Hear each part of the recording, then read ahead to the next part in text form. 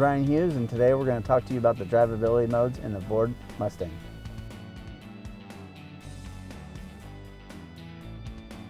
When you go to sport mode, the drivability becomes a little bit more fun in the Mustang, but you're still getting traction control. So it's kind of the best of both worlds. You get a little bit more sporty of a drive, but you still have the safety of traction control.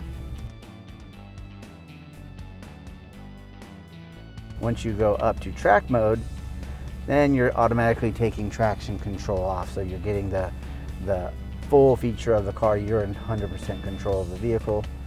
Same thing when you're in drag mode.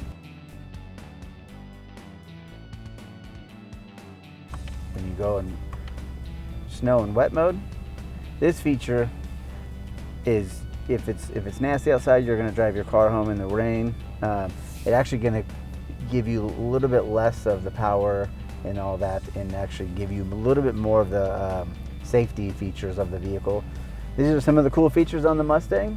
If you guys have one, I hope you enjoy as much as I enjoy mine. Thank you.